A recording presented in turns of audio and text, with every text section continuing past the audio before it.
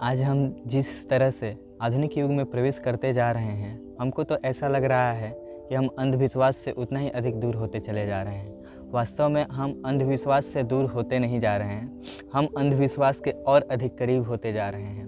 पहले अंधविश्वास हुआ करता था तो वो एकदम प्रकट होता था, वो दिख जाया करता था, जैसे कि सती प्रथा हो गया, जाति प्रथा हो गया, या ऐसे भी अन्य कुप्रथाएँ हो गई। वो पहले अंधविश्वास के रूप में प्रचलित थीं, तो वो आपको प्रकट रूप से दिख जाया करती थी।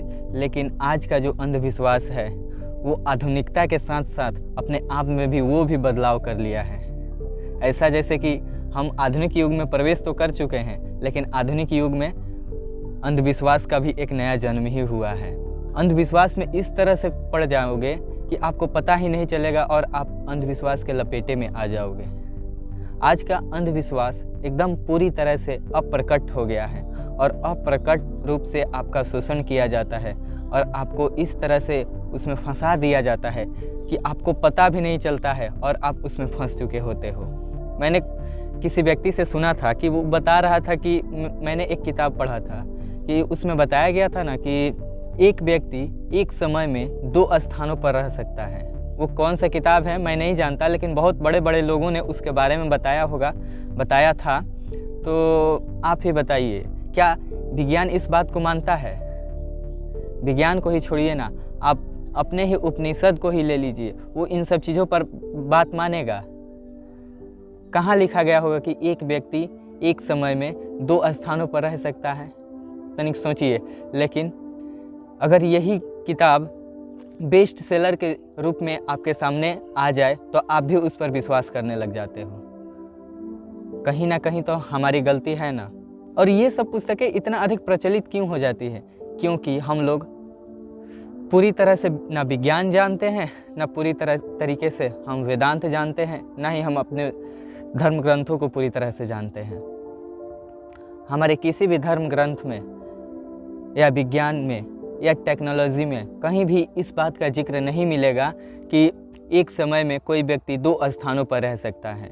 ऐसे अभी अंधविश्वास चलाए जा रहे हैं। कई गुरुओं के द्वारा ऐसे बातें बताई जाती हैं कि आप उस पर विश्वास कर लोगे। धार्मिक गुरु कोई आता है और आपको कहता है कि ये मेरी एक प्रकार की अंगूठी है, ये विशेष प्रकार की अंगूठी है, अगर तुम इसे पहनोगे तो तुम्हारा सारा दुख खत्म हो जाएगा।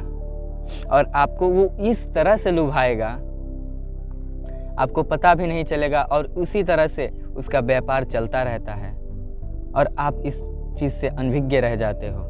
वो अपना व्यापार चलाने के लिए कुछ भी कर सकता है, आपको कभी सच्चाई से वो उन्मुख ही नहीं होने देगा। वो इतना तरीका से आपको डरा देगा, धमका देगा या किसी भी चीज़ के प्रति आपको गिरा देगा कि आप चाह करके भी उस चीज़ से बाहर नहीं आ पाओगे और आपको लगेगा नहीं, वो आपको विश्वास दिलाता रहेगा कि आप सही जीवन जी रहे हो। तो यहाँ पर क्या हो रहा है? आपको अंधविश्वास के जरिए आपका शोषण किया जा रहा है और आपको इस बात का तनिक भी पता नहीं चल पाता है।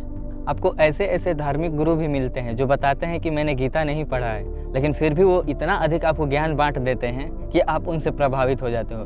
बताइए, गीता ऐसा महाग्रंथ जो हिंदुओं का बहुत ही बड़ा ग्रंथ है और उसके बारे में तो मैं क्या बात करूं, ये धार्मिक गुरु भी उसको नकार देते हैं। मैंने एक बार एक वीडियो में देखा हुआ था, यूट्यूब पर ही एक गुरु जी थे, वो बता रहे थे कि मैंने आज तक गीता नहीं पढ़ा, लेकिन वो बता रहे थे कि श्री कृष्ण का जीवन ऐसा था, वैसा था, ये था, उनके जीवन में बहुत सारे उन अनुभवों को बता रहे थे। लेकिन उन अनुभवों को आप ग्रहण करके भी क्या प्राप्त कर लोगे?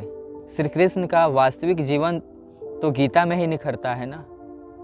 आपने कभी गीता पढ़ा है?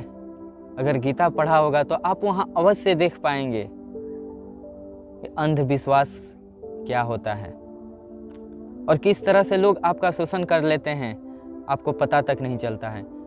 ये धार्मिक गुरु क्या बताएंगे कि आपके दुख क्या होते हैं, आपके दुखों से, आप अपने दुखों से कैसे छुटकारा प्राप्त कर सकते हो, आप अपने जीवन को और बेहतर ढंग से कैसे जी सकते हो। ये सब लोग आपको डराते हैं, धमकाते हैं आपको पता तक नहीं चलता है। इन सब चीज़ से बाहर निकलिए और देखिए अपने आप को पहचानने का प्रयास करिए। अंधविश्वास में पड़ने से बेहतर है कि खुद को जानने पर वो समय लगाइए। इतना समय अपने आप को बहकाने में नहीं, अपने आप को निखारने में लगाइए। एक ही बात होता है बस, मेहनत, और आप मेहनत से भागने का उपाय ढूंढते हो और इसी कारण से वो लोग आते हैं और आपका शोषण करते हैं और आपको पता तक नहीं चलता है। इन लोगों से आपको बचना है तो एक ही उपाय है, केवल अपने आप को किसी सार्थक लक्ष्य के प्रति अपने आप को पूरी तरह से झोंक दो, फिर आपके पास समय ही नहीं बचेगा। और कोई भी व्यक्ति ऐसा आपके पास आता है जो अंधविश्वास के बारे में बात करता है तो कोशिश करो कि उनकी बातों को कम से कम सुनो और आप उन लोगों को अपने जीवन से पूरी तरह से निकाल दो। आज भी ऐसे लोग मौजूद हैं जो आपके जीवन में पूरी तरीके से परिवर्तन ला सकते हैं। उनको सुनो, उनसे सीखो। ऐसे लोगों से मत सीखो जो आपके जीवन को बर्बाद करने पर तुले हैं और वो केवल इसी बात पर निर्भर करते हैं कि हमारा बिजनेस कैसे बढ़ेगा, हम और अधिक कैसे कमा सकते हैं। इन लोगों से हमेशा बच करके रहने का प्रयत्न करिएगा, क्योंकि इन्हें बस एक ही चीज़ से मतलब होता है, वो आपका शोषण और अधिक से अधिक कैसे धन को अर्जित किया जा सके आपसे। और उनके पास केवल और केवल एक ही हथियार है, वो है हथियार आपको डरा करके रखना, यानी आपको शोषित करके रखना। अगर आप डरे हुए होंगे तो कहीं ना कहीं आप उसके शिकार हो ही जाएंगे। इसलिए बेहतर तो आपके लिए यही होगा कि आप उन सब चीज़ों के पीछे ना पड़ें, उन सब बातों में ना ध्यान दें। आप पहले ठीक तरीके से विज्ञान को जानें, उसके बाद आप अपने ही धर्म ग्रंथ को जानें। अगर आप बेहतर ढंग से सीखेंगे और जानेंगे तो उसमें ये सब बातें कहीं जिक्र ही नहीं आएंगी और आपके जीवन से ये जो आपके अंदर डर बैठ गया है, ये डर भी ख़त्म कैसे हो जाएगा आपको पता तक नहीं चलेगा।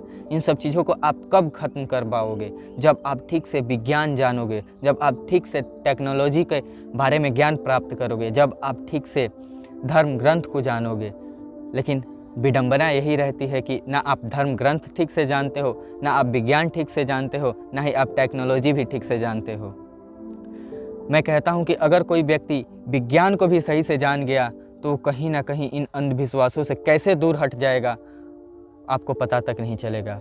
इसका उदाहरण मैं परोक्ष या अपरोक्ष रूप से भी आपको दे सकता हूं कि आप आइंस्टीन के नाम सुने हो, आप न्यूटन के बारे में सुने हो। आपने केवल इनका नाम सुन लिया है, लेकिन इनके कर्तव्य को भी देखिए, इनके कामों को भी देखिए। इन्होंने विज्ञान पे भरोसा किया, ईश्वर पे भी भरोसा किया, लेकिन अंधविश्वास पर नहीं भरोसा किया। ये होता है विज्ञान और अध्यात्म का ताकत। वो आपको बस डर से मुक्त कर देता है और आपका जो शोषण कर रहे हैं उन लोगों से बचा देता है। मतलब कि खुला जीवन, ऐसा जीवन जो कि पूरी तरह से खुला हो, दुनिया के सामने ना झुकता हो, ना ही किसी के सामने भी झुकता हो। एक ज़बरदस्त और ताकतवर जीवन जीने के लिए प्रेरित करता है आपका ये विज्ञान, ये आपका धर्म ग्रंथ, ये आपकी टेक्नोलॉजी। बस ज़रूरत है इसे सही ढंग से आपको उपयोग करने की।